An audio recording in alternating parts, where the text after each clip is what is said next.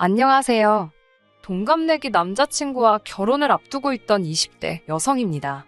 세상에 돈 싫어하는 사람이 어디 있겠어요. 저도 돈 좋아합니다. 그렇지만 남의 돈을 막무가내로 탐내는 것은 안 된다고 생각합니다. 그런데 제가 사랑하는 사람의 가족들이 딱 그런 사람들이더라고요. 그래서 헤어졌어요. 저와 남자친구는 같은 대학교 출신입니다. 같은 해에 같은 전공으로 입학한 동기이긴 한데 처음부터 친해지지는 못했습니다. 저는 조건부 장학생이라고 해서 일정 성적을 유지해야만 해당 학기에 장학금을 받을 수 있었기 때문에 첫 학기부터 좋은 성적을 받아야 한다는 일종의 강박관념에 시달리고 있었어요. 그렇다 보니 돌이켜보면 대부분의 시간을 도서관에서 보내는 재미없는 학생들 중 한 명이었네요. 반면에 남자친구의 경우 옷도 잘 입고 외제차를 끌고 학교에 오는 눈에 띄는 신입생이었습니다. 소문에 의하면 아버지가 무슨 회사 대표라더군요. 저는 원래부터 그런 쪽에는 별로 관심이 없기도 했고 아무튼 서로 친해질 계기 자체가 없었다고 표현하는 게 가장 적절할 것 같습니다. 그러다 2학년 1학기가 끝날 때쯤 저에게 좋은 기회가 생겨서 미국으로 1년간 어학연수를 가게 되었습니다. 미국에서의 생활은 외롭긴 했지만 여러모로 저에게 유익한 시간이었어요. 현지에서 영어를 배우니 하루가 다르게 실력이 느는 게 느껴지더라고요.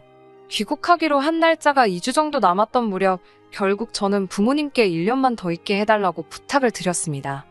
나중에 부모님께서 말씀해 주시기를 당시 외동딸인 제가 해외에서 1년 더 공부하고 싶다 하니 기특하기도 하고 걱정스럽기도 하고 몇 날 며칠 밤잠을 설치셨다고 하셨어요. 아무튼 결국 부모님은 제 뜻을 존중해 주셨습니다.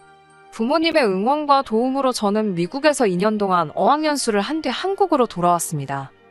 복학을 하고 나서야 친하게 지냈던 친구들 중 몇몇은 휴학을 했고 또 몇몇은 나름의 계획들이 있어 당장은 학교가 아닌 다른 곳에 가 있다는 사실을 알게 되었습니다. 강의실에 들어가면 대부분 낯선 얼굴들 뿐이니 서운해 할 일이 아닌 걸 알면서도 괜히 서운하더라고요. 그렇게 혼자 다니는 일이 잦아지던 무렵 우연한 기회로 남자친구를 마주치게 되었습니다. 남자친구가 먼저 제 이름을 부르며 잘 지냈냐고 묻더라고요.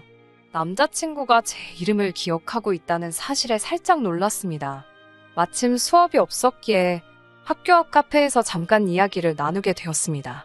알고 보니 제가 휴학을 했던 기간 동안 남자친구 역시 군복무를 하느라 휴학 중이었대요. 그래서인지 남자친구 또한 복학 이후로 저만큼이나 심심한 학교 생활을 하고 있답니다. 이후로도 저희는 예전과는 달리 자주 만나고 붙어 다니기 시작했습니다. 저희 둘 모두를 아는 친구들은 의외라고 했지만 저희는 왜 진작에 친해지지 못했는지 서로가 신기해할 만큼 급속도로 가까워졌습니다. 그리고 얼마 지나지 않아 사귀는 사이로 발전했어요. 남자친구의 1, 2학년 때 성적은 처참한 수준이었습니다. 그나마 3, 4학년은 본인도 인정했을 만큼 제 덕을 많이 봤어요. 저는 정말 남자친구랑 나란히 안정적인 직장을 갖고 그 후에 둘만의 가정도 꾸리고 싶었습니다. 다행히 저희 둘의 노력과 진심이 통했는지 졸업 후 얼마 지나지 않아 저희 둘 다 비슷한 수준의 중견기업에 나란히 취직을 할 수 있었습니다. 비슷한 수준의 중견기업이라고 표현을 한 이유는 사회적 인식을 기준으로 말씀드린 거예요. 복지나 연봉 부분에 있어서는 조금 차이가 있긴 있습니다. 제가 연 5천 후반, 남자친구가 연 3천 후반으로 둘이 합쳐 1억이 좀 안 되네요. 비록 파혼하게 되었다고 처음부터 말씀드렸지만 왜 파혼에 이르게 되었는지 말씀드리려면 최대한 객관적으로 저희 조건과 상황을 말씀드려야 할 것 같아서요. 저희 부모님은 두 분 다 공무원이세요. 어머니는 초등학교 교장 선생님이신데 곧 정년 퇴임을 앞두고 계십니다. 아버지 역시 보건 쪽에 공무원으로 계셨고 어머니와 마찬가지로 내년에 정년 퇴임하세요. 하지만 퇴직 후에 관련 기관에 재취업하기로 예정되어 있으십니다. 그렇다 보니 두 분 연금이랑 아버님이 재취업으로 받으실 돈까지 하면 한 달에 1,000만 원 이상 버실 것 같아요. 그 외에도 지금 살고 계신 아파트랑 모아두신 재산이 조금 있으신 걸로 압니다. 재산 규모까지는 정확히는 모르고요. 다만 노후는 확실하게 보장되어 있고요. 그런데도 저희 부모님이 계속해서 돈을 버시는 이유는 딱 한 가지입니다. 부모님 힘 닿는 데까지 조금이라도 더 벌어서 저 결혼할 때, 그리고 저 살면서 혹시나 힘들 때 조금이라도 보태주고 싶으시다 하셨습니다. 반면에 남자친구의 사정은 달랐습니다. 앞서 언급했던 것처럼 대학교에 입학했을 당시 교내에는 남자친구가 무슨 기업의 아들이라더라, 아버지가 무슨 회사 대표라더라, 별의별 소문이 다 돌았습니다. 추측컨대 남자친구도 딱히 그런 소문을 바로잡으려 하지 않았기 때문에 소문은 시간이 지날수록 걷잡을 수 없을 만큼 커져갔던 것 같아요. 명품이류에 외제차 타고 통학하는 신입생은 흔치 않으니까요. 저 역시 남자친구와 사귀기 전엔 그 소문을 어느 정도 믿었습니다. 그리고 결론부터 말하자면 반은 맞고 반은 틀리다였어요. 남자친구의 아버지는 중소기업의 월급 사장이었습니다. 아버님께서는 젊은 시절에 취득하신 특수 자격증으로 어느 중소기업에서 소위 자격증을 빌려주시고 사장이라는 직함을 받으신 분이셨습니다. 그에 걸맞는 예우로 비교적 적지 않은 월급과 차를 제공받으셨고요. 하지만 남자친구와 결혼 이야기가 나오기 시작했을 때 남자친구가 저에게 한 가지 사실을 털어놓았습니다. 솔직히 말하자면 자기가 알기로는 집에 목돈이 없다고 하더라고요. 집안 재정 상황이 그렇게 된 데에는 그럴 만한 사정이 있다면서 들려준 이야기는 충격적이었습니다. 부끄러운 이야기지만 남자친구가 중학생이던 시절 아버님께서 다른 여자분과 부적절한 관계를 맺으셨답니다. 뒤늦게 그 사실을 알게 되신 어머님께서는 큰 충격과 배신감에 한동안 무척 힘들어하셨고요. 그 이후로 어머님은 아버님께 복수를 하신다면서 아버님이 돈만 벌어오시면 벌어오시는 족족 다 써버리셨답니다. 싸구려 물건이건 명품이건 가릴 것 없이요. 심할 때는 구입한 물건이 택배로 도착해도 몇 날 며칠 뜯어보지도 않을 때도 있다고 했습니다. 대학교 신입생 시절 남자친구가 입고 걸치고 오던 것들도 남자친구가 좋아서 산 것들이 아니라 어머님이 거의 반강제로 사다 입힌 거나 다름없다고 했어요. 차는 솔직히 아버님은 안 된다고 하셨지만 자기가 그냥 몰래 끌고 나왔던 거라고요. 그때는 남자친구도 어린 나이였기에 주변 또래들의 부러워하는 시선이 싫지만은 않더랍니다. 게다가 막상 실제로 누가 찾아와서 이러쿵저러쿵 따지지도 않았을 뿐더러 그다지 궁금해하지도 않는 눈치였다고요. 그렇다 보니 의도치 않게 저를 속이게 되었다며 늦게나마 저에게 미안하다 했습니다. 아무튼 솔직한 심정으론 남자친구의 부모님이 경제적으로 여유가 있으신 분들이라면 좋았겠지만 아니라고 해도 저에게 큰 문제가 될 것은 없었습니다.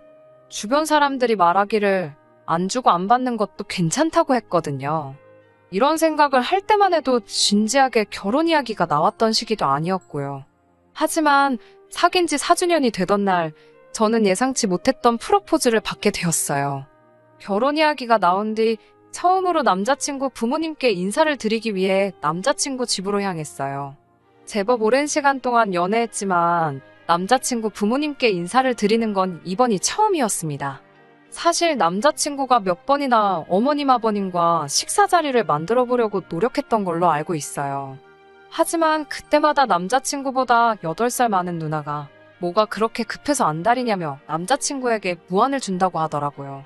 지난해에도 아버님 생신이라고 해서 간단하게 인사만 드리려고 했는데 또 그 소리를 하더라는 이야기를 듣고는 저도 기분이 좋지만은 않았어요. 남자친구는 누나와 사이가 좋은 편은 아니었습니다. 남자친구의 누나는 질투가 많고 충동적인 성격이라는 게 남자친구의 설명이었어요. 남자친구의 누나는 고등학교 졸업 후 추가 합격으로 운 좋게 그나마 전문대학에 합격하긴 했지만 그나마도 1년을 채 다니지 못하고 가족들과 상의도 없이 때려쳤답니다. 그 이후로 아르바이트를 전전하다 언젠가부터 네일아트를 하겠다며 가게를 차려달라고 그렇게 아버님을 들들 볶았나 봐요. 견디다 못한 아버님이 대출을 받아 가게를 차려주셨는데 가게에서 손님들과 싸울 줄 누가 상상이나 했겠어요? 거기다가 음주운전으로 사고까지 내면서 이런저런 합의금으로 그나마 아버님이 얼마 쥐고 계시던 돈도 다 써버리고 퇴직금까지 미리 값을 받으셨다는 걸 알았을 때는 남자친구도 정말 화가 나서 돌아버리는 줄 알았대요.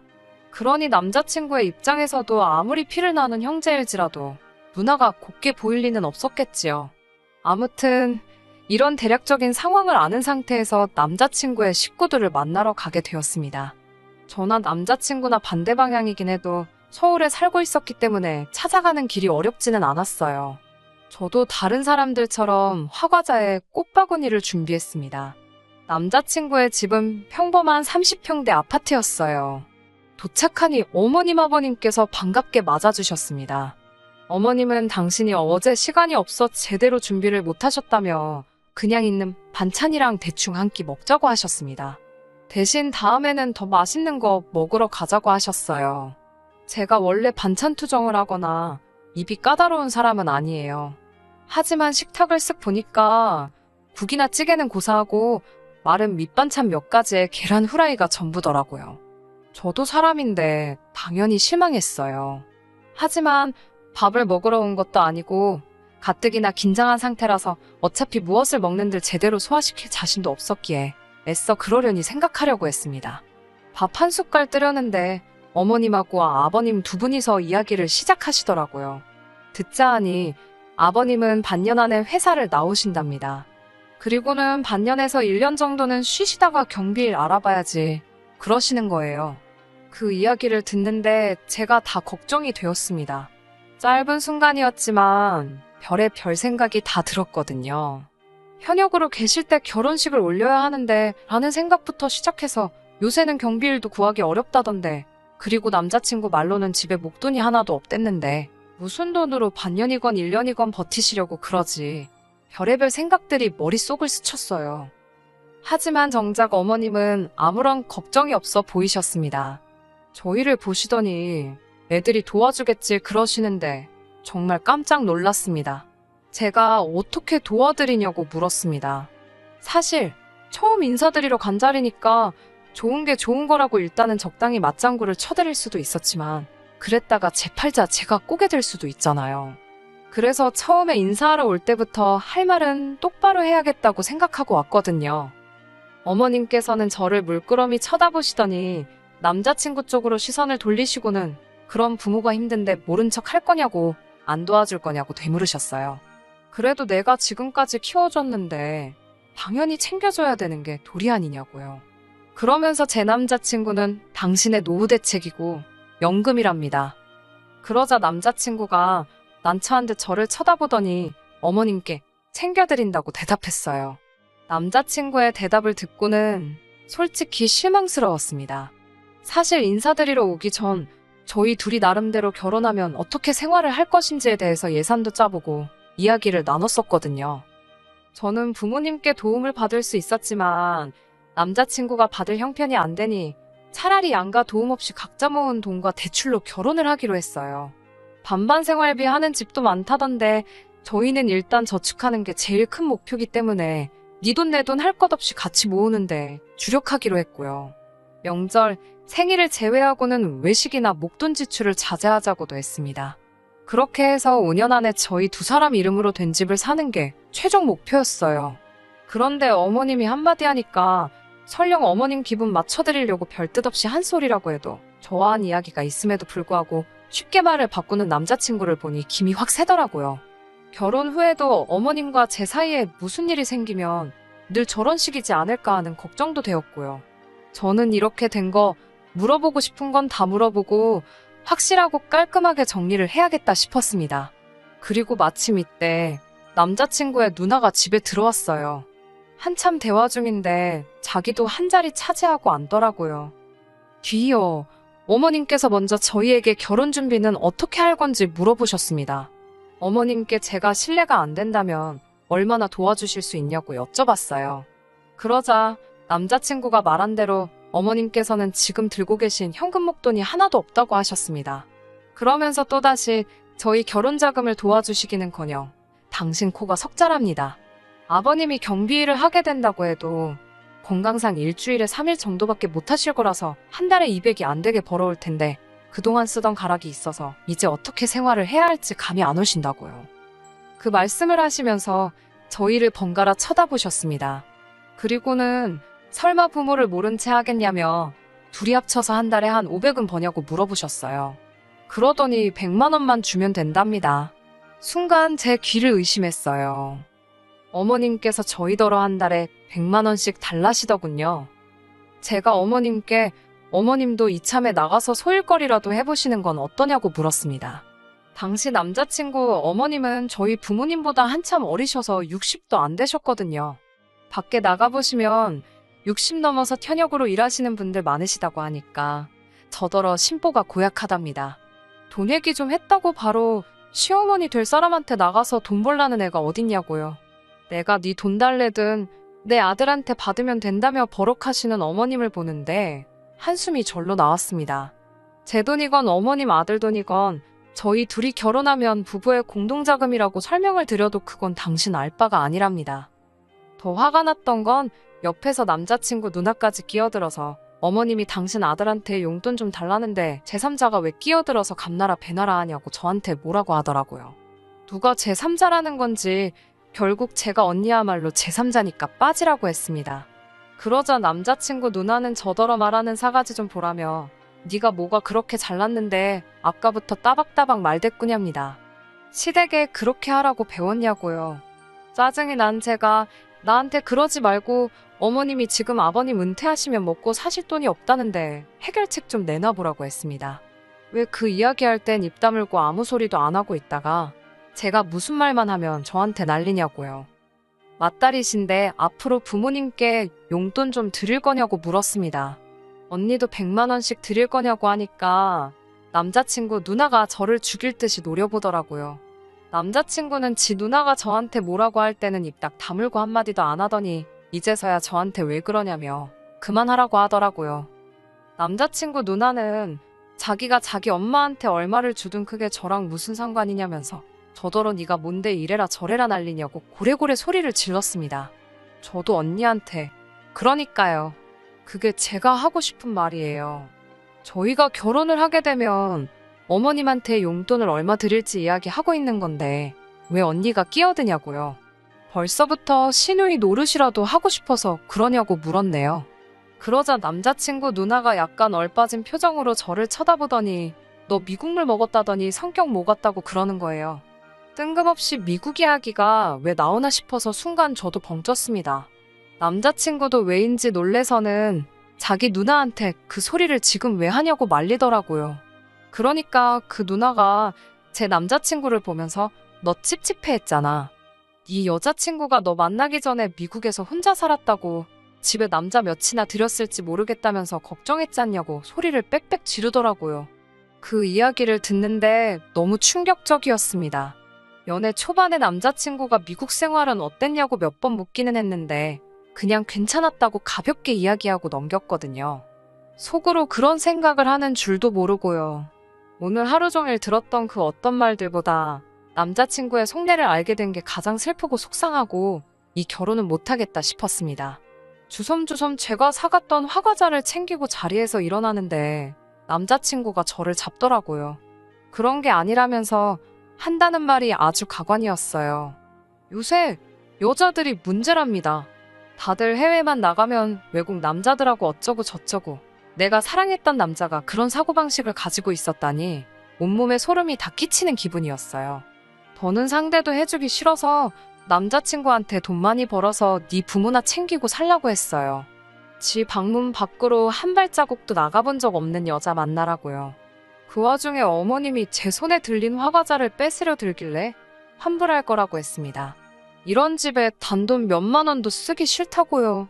어머님은 윗사람들이 몇 마디 듣기 싫은 소리 좀 했다고 이렇게 큰 소리를 내고 예의가 없냐며 결혼 허락 받으러 온 사람 태도가 이게 뭐냐고 저에게 끝까지 뭐라고 하시더라고요. 그런 어머님께 저는 더 드릴 말씀도 없고 오늘 제가 한 행동에 대해서 일말의 후회도 없다고 했습니다. 절대로 대개 아드님보다 제가 뭐 하나 부족한 것도 없고 저희 부모님마저 어머님 아버님보다 여러모로 나으신 분들이라고요. 아드님 앞길 망쳐놓으신 거 두고두고 아드님께 미안해하시면서 사시라고 했습니다. 뒤따라 나온 남자친구는 저에게 정말 미안하다면서 이렇게 가면 어떡하냐고 저를 붙잡았어요. 하지만 남자친구가 그럴수록 이상하리만치 제 마음은 차게 식었습니다. 그리고 이대로 가면 제 속이 화병으로 문드러질 것 같아서 남자친구 가족들에게 덕담 한마디씩 해줬습니다. 남자친구에겐 앞으로 돈 없는 네 부모 연금 노릇하면서 못 빠지게 열심히 살고 남자친구 누나에겐 나이에 맞게 밥값 좀 하고 어머님은 남 등골 빼먹을 생각 좀 하지 마시라고요. 아버님은 내내 그냥 먼 산만 보고 계셨고 제가 보기에도 좀 안쓰러워서 아무 말도 안 했어요.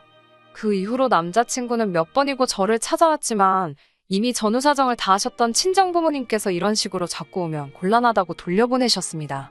경찰까지 부르는 일은 없게 하자고요. 남자친구는 자기 인생의 진정한 사랑은 저뿐이라면서 언제든 마음이 풀리면 돌아와 달라지만 그럴 일은 없을 거예요.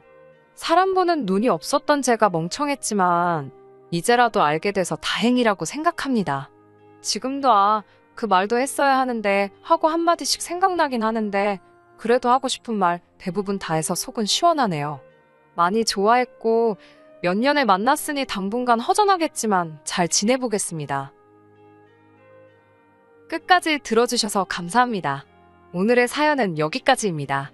구독과 좋아요, 알람 설정 부탁드리고 더 좋은 사연으로 다시 찾아뵙겠습니다. 감사합니다.